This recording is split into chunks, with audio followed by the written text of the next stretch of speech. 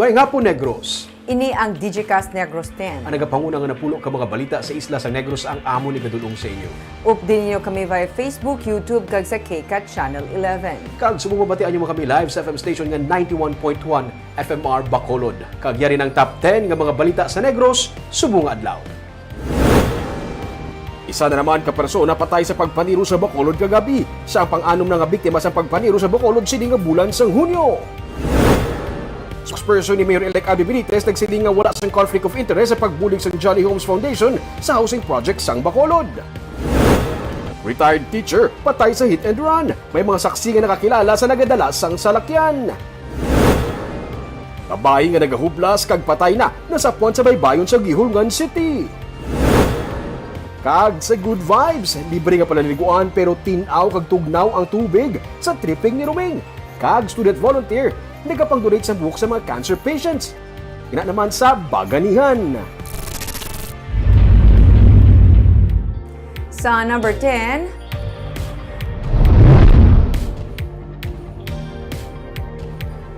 Bacolod City Police Office ang magatalana sang PNP personnel nga temporaryo magatalos sa mga traffic enforcers sa syudad. Sa Hunyo 22 na ang turnover sa tunga sang transition team sang incoming Benitez administration kag outgoing Leonardia administration. Gani ginasugura na sa Bacolod City Police Office ang pag-training sa mga police personnel nga amo ang magatalos sa mga traffic enforcers nga magatapos na ang kontrata bilang job order casuals. Suno kay Police Lieutenant Colonel Sherlock Gabana, ang spokesperson sa BCPO, magatrain man sila sa mga force multipliers nga magaserbe duga nga tanod kag mga police auxiliary members sa mga kabarangayan. May isa man kagatos nga dugang nga force multipliers halin sa incoming Benitez administration ang magapaidalom sa training para ma-deploy sa mga police stations sa syudad.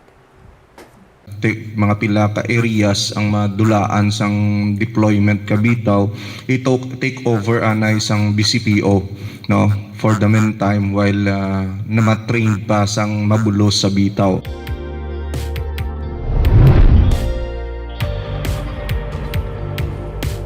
Sa number 9, sa banasun nga semana ginapaabot nga mangin full swing na ang operation sa contractor para sa bagong Provincial Administration Center sa Negros Occidental. Sunod sa kay Provincial Engineer Ernie Mapa, padayon sa karon ang demolition sa nabilin pa nga structure sa 3,685 square meter nga site nga nahamtang sa dalan Aguinaldo sa Bacolod City. Sa nagligad pa nga semana, nag-resume ang ilang trabaho sang Dynamic Builders and Construction Company. Kasunod man sa paghatag ni Governor Eugenio C. Lacson sang go signal para diri. Masunod gatikang amo ang pag-excavate na para sa foundation. Base sa disenyo sunod sa kay Engineer Mapa, 7-story nga building ang pagatukuron para sa mga talatapan sa gobyerno probinsyal. Ang basement naman ang magaserbi nga parking area. 3 ka tuig man nga na-delay ang halos 1 bilyon ka pesos nga proyekto. Kung may price adjustment man, yara na ini sa contractor sa ulihi, paagi sa certification man gikan sa Department of Trade and Industry, kag nagakaigo nga dokumento bilang suporta sa price escalation. And then full swing na sila sa by next week kay ang maano na sila dugang sila excavate sang foundation niya for basement and foundation. And then ang ilang mga steel bars na ready naman na i-install na nila.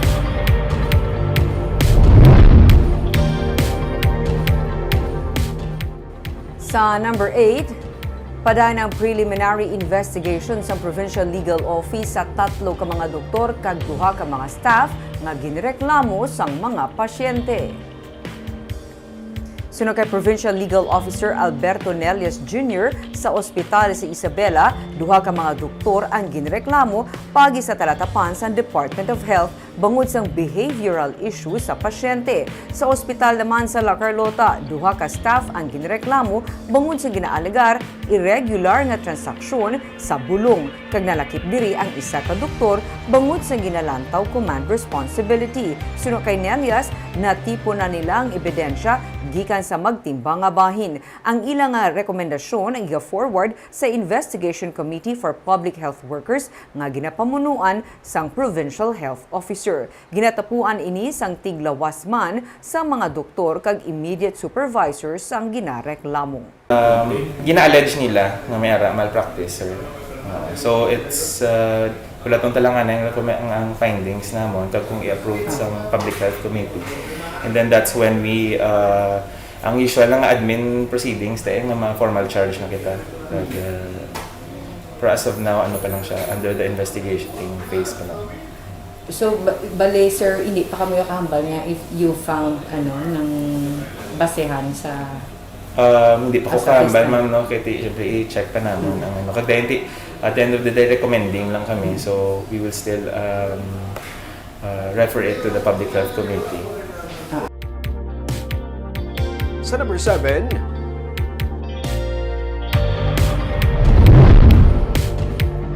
isa na naman ka-driver kag-ahente, biktima sa hold up sa Baguio City. Duha na naman ka persona ang ginuhold up sang riding in tandem sang Miyerkules sa barangay Don Jorge Araneta sa syudad sa Baguio. Sa investigasyon sa Baguio PNP, nagapanukot lang ang ahente sang sigarilyo sa Tiangge sang ginbalabagan sang riding in tandem ang ilang salakyan. Samtang nagakapyot sang armas, ginkuha sang isa ka sospek ang bag sang ahente nga nagaunod sang 40,000 pesos. Ginkuha naman sa isa pa ka sospek ang bag sa panel van nga nagaunod naman sa malapit sa 20,000 pesos. Giliud man nga nagpalagyo ang mga sospek. Sa Lunes lang, ginhold up man sa riding in tandem ang ahente kag driver sa Banwas ang Kawayan. Sunod sa Baguio PNP, manog sulod na abi ang Tiempos Muertos, amukon nga nagaluntad ang mga amo sini klase nga mga krimen.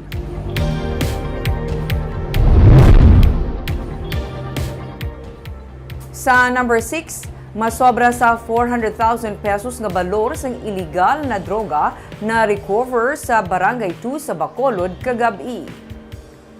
Masobra 400,000 pesos nga balor sang illegal nga droga ang na-recover sang PNP sa buy-bust operation sa Puro Cagaykay, Barangay 2. Subject sang buy-bust amo ang 40 anyos nga si Arnel Sithar. Si Sethar ang sunod sa pulis na dakpa naman sadto sa kaso nga illegal gambling kag theft.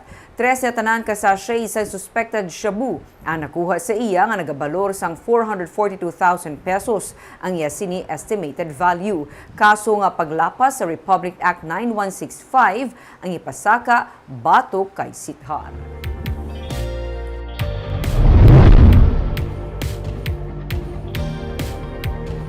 Sa number 5, babayi nga nagahublas nasapuan nga patay sa baybayon sa Gihulgan City, Negros Oriental. Nasapuan nga patay sa Miyerkules ang 47 anyos nga babayi sa baybayon sang Barangay Poblasyon, Gihulgan, Negros Oriental. Siya ay nakita nga nagutaw-utaw sa baybayon nga wala na sang panapton. Suno sa pulis, may diferensya sa pamensaron ang biktima. Ginpaydalom sa post-mortem examination ang bangkay sa biktima para may baluan kung ano ang gintunaan sang iya nga kamatayon.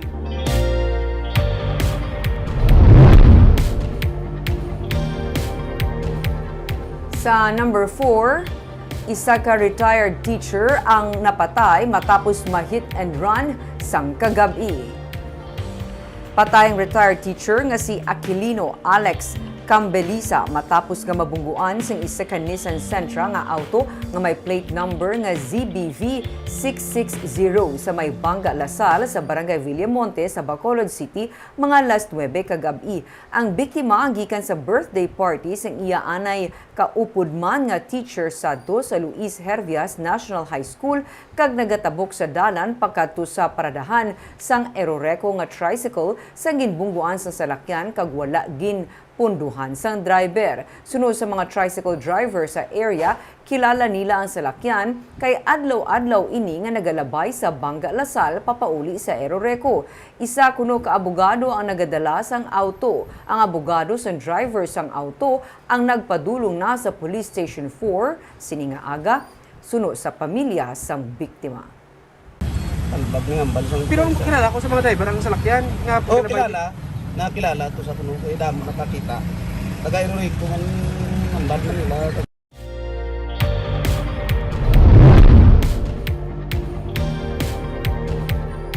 Sa number 3, spokesperson ni Mayor-elect Albi Benitez nagpanindugan nga wala sang conflict of interest sa pagbulig sang Jolly Homes Foundation sa housing project sa Bacolod.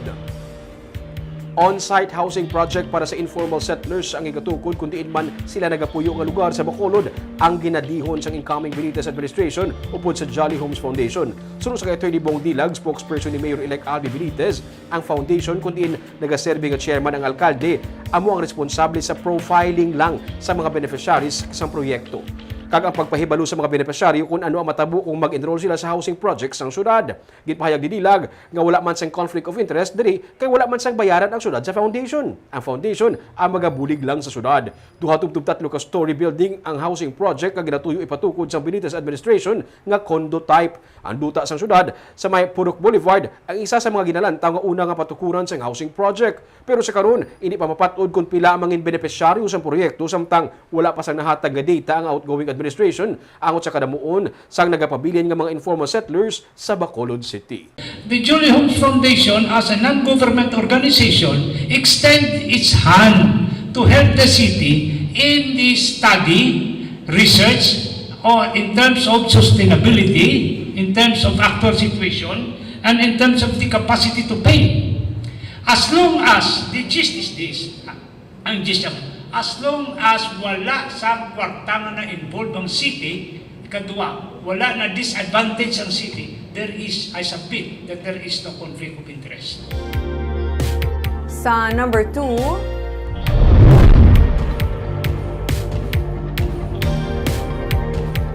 sa June 11 nga report sang City Health Office, nagdangat na sa 207 ang dengue cases sa Bacolod kung sa diin 4 ang patay. Sunod sa City Health Office, 137.3% ini nga mas mataas ang sa kasubong nga tion sang nagligad nga tuig. Ang Barangay Estefania ang nagapanguna sa mga pinakamadamo nga kaso sang dengue. 21. Nagasunod naman ang Tangub nga may 20 cases. Ikatlo ang Singkang Airport nga ginasundan sang Mandalagan kag ikalima ang Mansilingan. Kabahin sang kampanya kontra sa dengue, kaupod ang mga barangay ang pagporma sang Barangay Anti-Dengue Task Force. Paagi sa mga health centers, ginpanagtag naman ang mga larvicide. Sunod kay Roslyn Bohol, ang midwife force ang Abes Health Center, ang mga barangay health workers mismo ang nagapamutang sa mga larvicide. Ginapasiguro man nga wala sa mga stagnant water sunod sa iya. May dengue fast lane naman nga napahamtang. Ang mga nagpositibo o kung maga-positibo sa rapid test sa dengue ang ginapakonsulta gilayon sa doktor. Doktor namon, anytime pwede mas na namon ginatawagan na naman ang mga doktor. For referral? Oo. For consultation, nagani actually mong kay subong to kadasig naman sa kadasig ang mga doktor gaano ginatagaan na dayon. Bali ma'am, kung may ara do feeling do suspected dengue case, gina-refer sa dengue fast lane and then gina-test siya for rapid test. Tapos pag positive sila, actually gina-refer man nato namon kay Dr. Tan. Nang hindi man tanan gina-hospital mo, kung ma-treat man lang sila sa balay nila, wala naman ang huli na. Kag sa numero 1 sa mga balita, subong adlaw.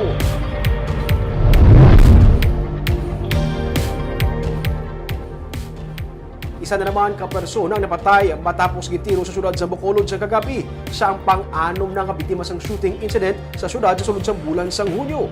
Benitez administration nagpasalig sang dugang ang mga CCTV camera sa syudad kag pati na dugang nga pondo para sa PNP para mapaganhagan ang kasubong nga mga kaso.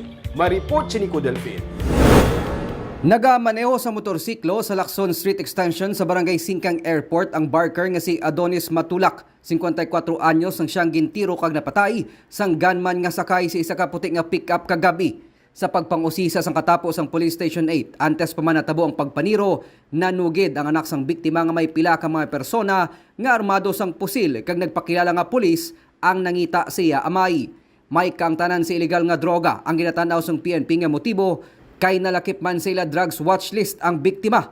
Ining ikanom na nga kaso sang pagpaniro humalin sang Hunyo 1. Kag ini ang mga crime nga gakatabo subong, especially ang shooting incident is motivated gid, may grudges or may dira nga personal. Suno kay Police Lieutenant Sherlock Gabana, spokesperson sa Bacolod City Police Office, sa anom ka mga insidente, isa diring may napasakaan na sang kaso. Samtang 3 diring may yara na sila sa mga person of interest Nalakip na diri sa kaso nga pagpatay sa anak sa negosyante nga si John C. sa nagligad nga Martes. Ang ginanotan ni Inilson ini nga mga case is ma-considered naton nga isolated cases kitungod hindi siya connected, no? Kag hindi nato mahambal lang nga may organized crime group diri sa Bacolod. No, kag amo na ang ginakwanta gid nga ang Bacolod is still a safer place to live. Ginako ni Gabana nga madamo ang may pagduwa-duwa sa ikasarang sang kapulisan nga mapabilin ang katawhayan sa syudad. Pero ginpahayag naman ni Attorney Bong Dilag, spokesperson ni Mayor-elect Albi Benitez, nga nagapabilin ang ila pagsalig kag pagsuporta sa PNP para sa kampanya sa peace and order. That the incoming city mayor of Bacolod is deeply committed. Even though nga ma-assume siya sa June 30 pa, yet he shares the deep concern in breaking avenues that will explore the strengthening of the peace and order. Ginsiling man ni Dilag nga tuyo sa incoming Benitez administration nga mag-install sang dugang pa nga mga CCTV camera sa syudad, pati ng dugang nga pondo para sa mobility patrol sang kapulisan. The city, as far as I've gathered, is committed already on increasing the TV camera, which is one of the deterrents sang crime occurrence sa syudad, no? The case of Davao City could be an example, Cebu could be an example, nga ang TV monitoring and TV camera could help a lot, not only in terms of prevention but also in terms of aiding the investigation. Ang ikadwa, we know that the ideal ratio of the police.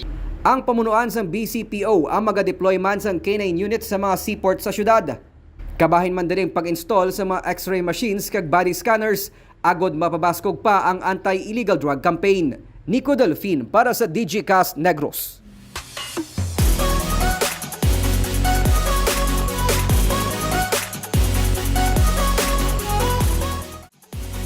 Kagyari naman ang pabalo namon sa inyo para sa Silingaw Weekend.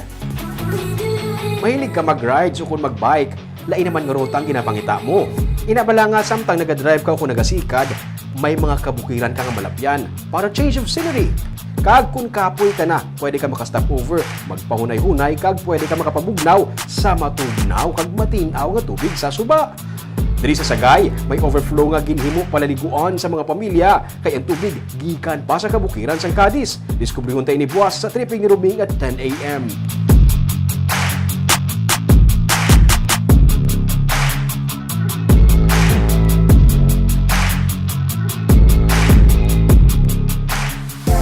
Balo ka mo pala nga bisan ang mga nautod na nga buhok ang pwede pa magamit. Isa ka student volunteer ang personal nga nagapangolekta sa mga buhok sang mga donors agud makabulig sa mga cancer patient. Ibaluon kung paano nila napalipay ang iban nga mga tao sa sining episode sang Paganihan sa Sunday at 10 a.m. Barbs, kadamo pa sa mga lugar nga aral sa igadigad bala kasi ani mo na sa pakan tungod ng pandemic na sa pakan ng ala kinami ni gali aral na siya sa kilid. Mga new discoveries, Rumi. Oo, but existing na nga daan. Bago, literally nga bago na kita. Natalupangdan. Oo. Kag namin man yung kausa sang estudyante, Barb. Napalipay ang mga cancer patient, pilagi sa buhok. Paghatag, pag-donate. Pwede ganyan ako i-donate. Kag ito mga balita sa Negros, subong adlaw. Kay man sa panahon karon importante nga may ihibalo ka sa nagakatapo sa imo nga palibot. Dapat balanse kag eksakto ang mga impormasyon. Padayon kami nga magapangalagad sa Negrosanon. Ako si Barbara Mijares. Tubtub sa Lunes, ako naman si Romeo Subaldo. Happy weekend!